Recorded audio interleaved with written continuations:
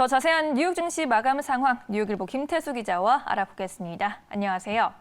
네, 안녕하세요. 네, 간밤에 미국에서는 예상대로 1조 달러 규모의 인프라 투자 법안 통과 소식이 전해졌고 다우와 나스닥의 희비는 엇갈렸습니다. 시장 분위기 어떻게 보셨습니까? 네, 시장에서 인프라 투자를 둘러싸고 이제 정치권들의 이런저런 얘기들이 많이 있습니다. 그러다 보니까 시장이 좀 엇갈리는 그런 모습이 있었고, 여기에 이제 10년물 국채 수익률도 상승하다 보니까 기술주들이 또 후퇴하는 모습이 있었습니다. 미 상원에서 이제 5,500억 달러 신규 지출을 포함해가지고 1조 달러가 넘는 인프라 법안을 통과를 시키는 그런 상황이 생겼습니다. 이제 그런데 이 부분이 지금 현재 이제 어떤 시장에서 기대하고 있는 수준에는 사실 못 미치는 그런 부분입니다.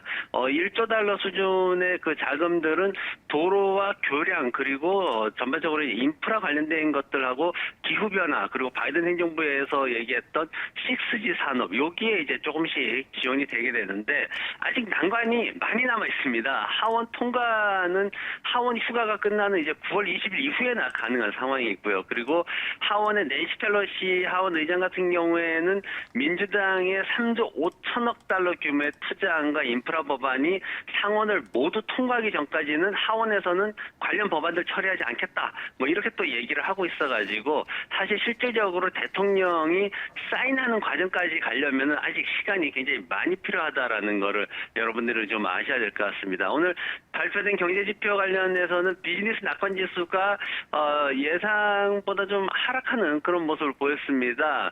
지금 7월 달에 99.7이 발표가 됐는데 6월 달에 102.5였고 예상치가 101.9인 상황에서 좀 많이 떨어지는 모습을 보였습니다.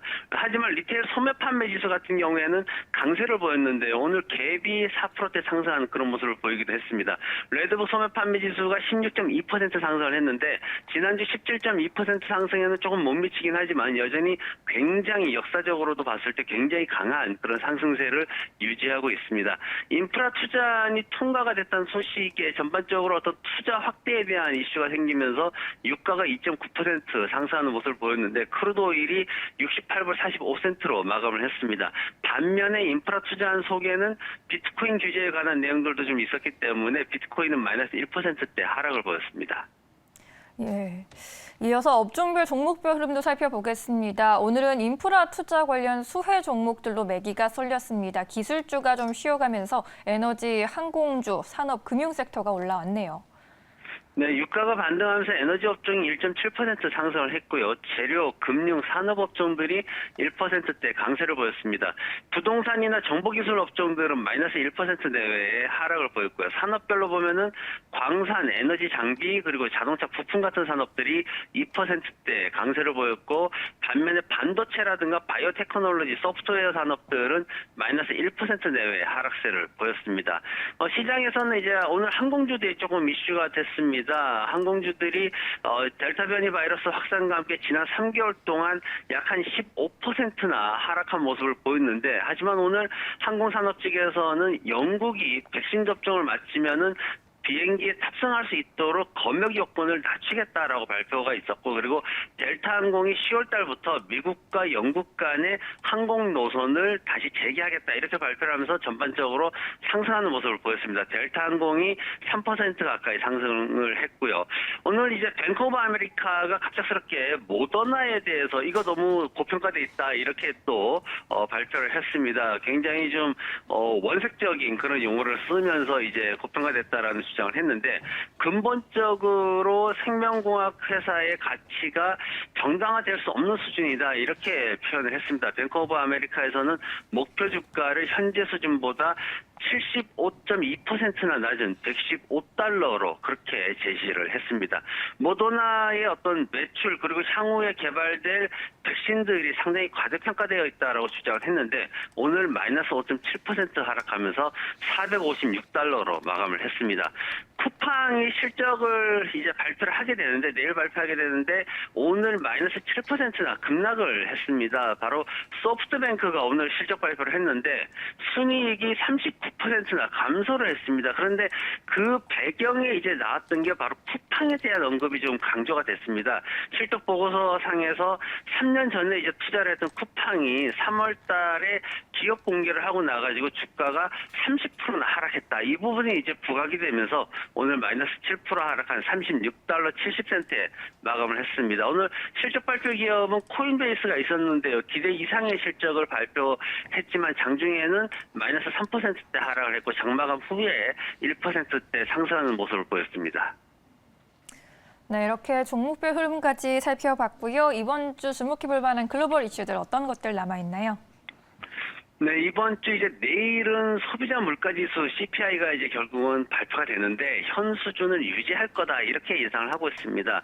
최근 소비자 수준에서 5%를 넘어가는 인플레이션은 일시적이다라고 지금 연준이 주장을 하고 있는데 6월 달에 인플레이션이 5.4%였거든요. 식품과 에너지를 제외한 핵심 인플레이션은 4.5%를 기록했습니다.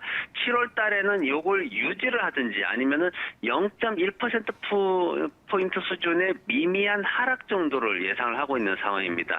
원유 재고량이 발표가 되는데요. 원유 재고량은 105만 배를 감소할 것으로 기대를 하고 있고 휘발유 재고량 같은 경우에는 165만 배를 감소할 것으로 그렇게 기대를 하고 있습니다. 기대에 충족하지 못하면은 코로나19 델타 변이 바이러스로 인해 가지고 경기 위축에 대한 불안감이 가속화될 수 있는 그런 상황이고요. 현재 미국의 확진자는 월요일 날 10만 명이 넘어갔고 이 시간 현재도 6만 명 이상 지금 확진자가 발생하고 있습니다. 연준 총재 두 분이 연설을 할 예정입니다. 지금 월요일 날 라파엘 보스틱 에슬렌타 총재하고 토마스 바킨스 리치몬드 총재가 발표를 했는데 이 두 분이 했던 얘기가 미국의 경제가 지금 현재 회복하는 수준에 있어서 상당한 추가 진전의 문턱에 가까워지고 있다. 이렇게 시사를 했습니다. 이건 연준에서 이제 조기 테이퍼링에 나서기 위해서는 상당한 추가 진전이 있어야 된다. 이런 표현을 썼기 때문에 그 표현을 빌어가지고 이렇게 표현을 했던 건데 내일 같은 경우에는 라파엘 보스틱 애틀랜타 총재가 한 번 더 나서게 되고요. 그리고 에스더 조지 캔자스시티 총재가 연설에 나서게 됩니다. 두 분 다 강한 아주 강력한 매파적인 성향을 가지고 있는 그런 분들이기 때문에 어떤 말을 할지 시장에서는 좀 주목을 하고 있는 그런 모습입니다. 실적 발표도 이어지는데 전기차 회사인 니오 그리고 이베이, 쿠팡, 윅스닥분 같은 회사들이 실적 발표를 앞두고 있습니다. 쿠팡은 13센트 정도 순손실을 예상을 하고 있고 니오는 계속해서 적자를 면하지 못하고 있는 상황인데 이번에는 16센트 정도의 순손실을 예상하고 있습니다. 네, 테이퍼링, 이제 조기 테이퍼링에 대한 이야기들이 계속 나오고 있기 때문에 주목해 볼 만한 연설들이 또 많이 있을 것 같네요. 오늘 말씀 여기까지 듣겠습니다. 고맙습니다. 네, 고맙습니다.